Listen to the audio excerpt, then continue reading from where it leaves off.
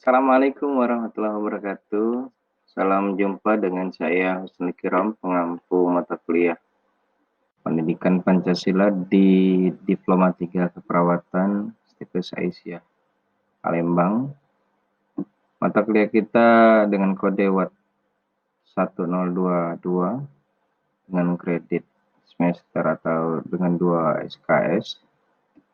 Pada pertemuan kali ini saya akan menyampaikan secara umum mengenai gambaran mata kuliah, jadwal, materi, dan kontrak perkuliahan. Rekan-rekan mahasiswa juga bisa membaca semuanya termasuk video pembelajaran dan penilaian yang sudah disiapkan di Google Classroom Pancasila tingkat 1 Keperawatan Stikes Aisyah. Nah, untuk jadwal mulai dari pertemuan pertama 6 Oktober kita akan mengkaji tentang pengantar pendidikan Pancasila yang saat lagi akan disampaikan materinya. Sampai pada pertemuan terakhir nanti kita akan lebih banyak menyesuaikan materi, terutama bagaimana peran calon tenaga medis atau para perawat, rekan-rekan mahasiswa dalam memberikan pelayanan keperawatan di Indonesia. Dan yang terakhir kita akan mengkaji penerapan nilai-nilai Pancasila dalam bidang pelayanan keperawatan. Nah, tentu ini sangat baik kita pelajari karena kita masih di masa transisi pandemi COVID-19 dan saat ini kita dalam adaptasi kebiasaan baru.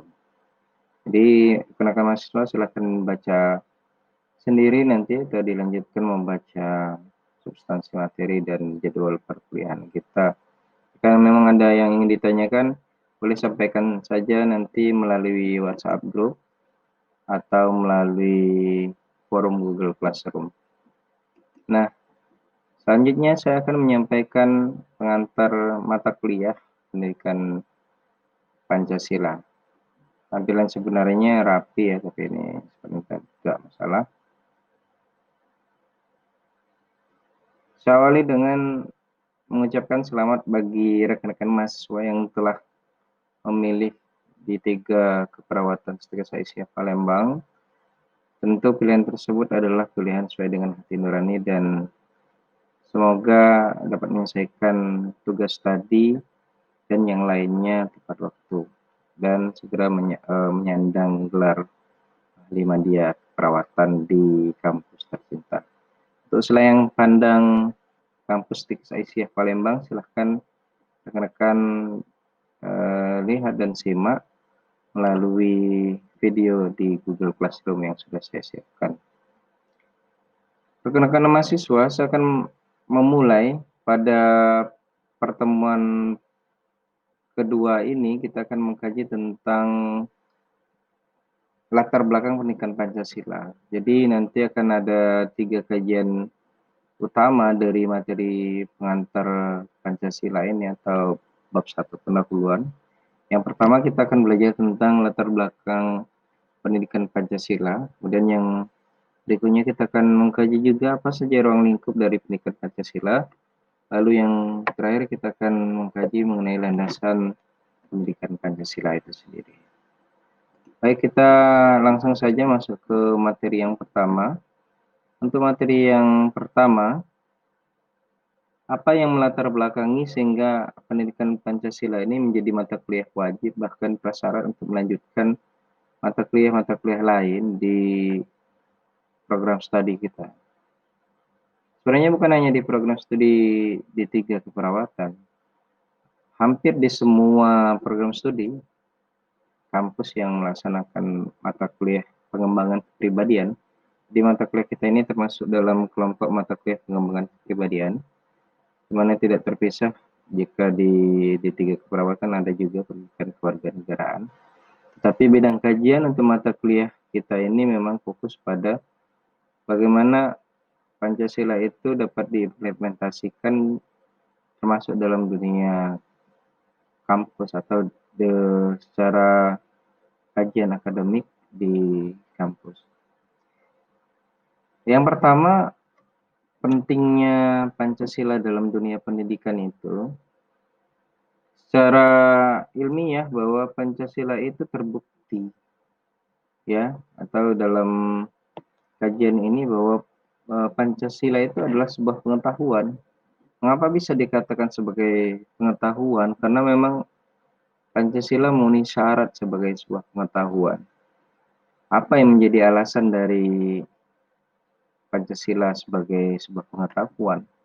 Di sini sudah dituliskan bahwa syarat sebuah pengetahuan eh, menjadi sebuah ilmu atau syarat ilmiahnya itu yang pertama harus memiliki objek. Kemudian ada metodenya. Lalu ada sistem yang diberlakukan dan dia bersifat universal, bisa diterima oleh semua orang. Nah, pertama, apakah benar Pancasila itu memiliki objek? Iya, objek dari Pancasila itu sendiri adalah sila-sila atau nilai-nilai yang terdapat dalam sila Pancasila. Di mana nilai-nilai tersebut nanti akan dikaji dalam metode. Metode yang digunakan banyak dan eh, buktinya dari metode tersebut ternyata di dunia pendidikan, persekolahan maupun pendidikan tinggi itu bisa di, dipelajari dan bisa menjadi dasar dari materi yang lain. Berikutnya eh, adalah sebuah sistem. Jadi Pancasila itu memang sebuah sistem. Nanti di kajian mengenai Pancasila sebagai filosofis bernegara, Pancasila ini termasuk dalam kajian filsafat epistemologi atau kajian pengetahuan. Sistemnya ada, ya, dan ini juga bukan jadi rahasia umum. Pancasila memang diterima oleh seluruh rakyat Indonesia bahkan dunia. Yang membedakan kita dengan bangsa lain bahwa dasar ideologi Pancasila itu satu-satunya hanya dimiliki oleh Indonesia. Yang lain banyak nanti kita akan kaji dalam Pancasila sebagai dasar negara. Tapi titik tekan dari pentingnya Pancasila sebagai dasar negara dalam dunia pendidikan ini bahwa Pancasila menjadi dasar penyelenggaraan pendidikan dan ketatanegaraan. Penyelenggaraan pendidikan yang sudah saya sebutkan tadi, dasar bahkan menjadi menjadi menjadi prasyarat eh, Pancasila itu dalam kajian kurikulum ya, menjadi salah satu yang wajib dipelajari, terutama di PPKN di persekolahan dan pendidikan warganegaraan dan Pancasila di perguruan tinggi. Nah, wujudnya dalam bentuk nilai-nilai luhur. Nah, nilai-nilai luhur inilah yang harus diamalkan oleh setiap rakyat Indonesia atau warga negara. Nah, apa pentingnya Pancasila dipahami atau dikaji di perguruan tinggi?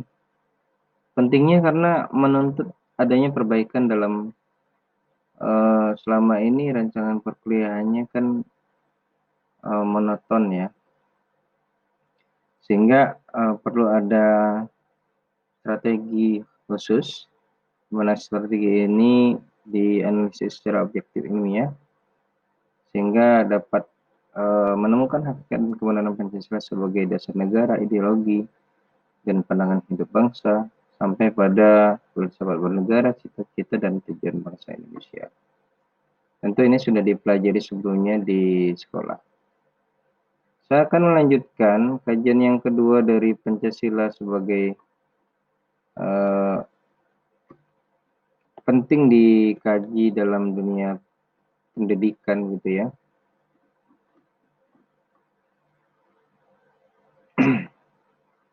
Kajian komprehensif dari pendidikan Pancasila ini dibagi menjadi 3. Saya sampaikan kajian komprehensif pendidikan Pancasila yang pertama, bahwa Pancasila itu secara etimologis dari sisi bahasa berasal dari bahasa Sanskerta dan juga bahasa Jawa, ya, di mana Pancasila itu dari kata panca dan sila, mana sila itu merujuk pada susila. Susila itu artinya baik. Nah, dari sisi etimologi, jelas Pancasila ini bukan ada setelah kita merdeka saja, tetapi sebelum Indonesia merdeka, bahkan Indonesia masih menjadi sebuah eh, Nusantara, ya, atau belum menjadi sebuah negara, masih berbentuk kerajaan. Nilai-nilai Pancasila itu sudah ada, walaupun namanya bukan bukan seperti sekarang Pancasila. Kemudian secara terminologis atau berdasarkan istilah, bahwa Pancasila ini adalah pendapat dari salah satu tokoh dari negara kita, Insinyur Soekarno, di mana pada sidang BPUPKI yang pertama, giliran beliau menyampaikan pendapat pada tanggal 1 Juni 1945, beliau menyampaikan apa yang saya sampaikan tadi, saya sebut sebagai Pancasila. Nah, nanti kita akan kaji juga Pancasila dalam sejarah perjuangan bangsa Indonesia, dari sidang BPUPKI pertama, kedua, sampai sidang PPKI. Nah, Pancasila ini juga termaktub dalam pembukaan Undang-Undang Dasar 1945, di mana pembukaan Undang-Undang Dasar ini menjadi dasar konstitusi bernegara. Mengapa demikian? Pada alinea keempat secara tersurat dan juga tersirat, walaupun tidak ada tulisan Pancasila, namun isi berdasar, sekali lagi berdasar kepada, mulai dari ketuhanan yang Maha Esa sampai keadilan sosial bagi seluruh rakyat Indonesia, ditutuplah alinea keempat. Itu adalah bunyi dari Pancasila. Jadi secara tegas saya sampaikan di sini, rumusan Pancasila yang sah dan mengikat bagi bangsa Indonesia itu ya terdapat dalam alinea keempat pembukaan Undang-Undang Dasar 1945 yang harus dipahami. Di mana pembukaan Undang-Undang Dasar ini menjadi konstitusi Indonesia, atau yang lebih dikenal Undang-Undang Dasar Negara Republik Indonesia tahun 1945. Nah, berikutnya secara historis atau perjalanan sejarah, bahwa Pancasila ini sudah dikaji dalam kajian sidang resmi atau sidang formal, dimulai dari sidang BPUPKI yang pertama tanggal 29 Mei sampai 1 Juni 1905, di mana di hari pertama atau di tanggal 29, Muhammad Yamin menyampaikan pendapatnya, diteruskan pada tanggal 30 Mr. Supomo dengan teori integralistiknya, dan yang terakhir pada 1 Juni Insinyur Soekarno yang menyampaikan pendapat dan diterima oleh anggota sidang pada waktu itu dengan istilah Pancasila. Sidang BPUPKI kedua ini lebih membahas kajian mengenai konstitusi untuk negara Indonesia yang akan dimerdekakan, mulai dari tanggal 10 Juni sampai 16 Juni 1945. Yang paling penting bahwa pada sidang BPUPKI yang kedua ini lahirlah Konstitusi Indonesia atau yang kita kenal dengan Undang-Undang Dasar 1945. Untuk saat ini ada tambahan Negara Republik Indonesia tahun 1945. Nah, pada sidang PPKI yang pertama, apa yang telah dihasilkan dalam sidang BPUPKI 1 dan BPUPKI 2 tadi, pada tanggal 22 Juni 1945 dikaji lebih mendalam lagi mengenai dasar dan konstitusi Indonesia. Baru pada tanggal 18 Agustus, hari setelah Indonesia diproklamirkan kemerdekaannya, maka ditetapkanlah Pancasila sebagai dasar negara dan Undang-Undang Dasar 1945 sebagai konstitusi Indonesia. Nah, apa yang sudah saya sampaikan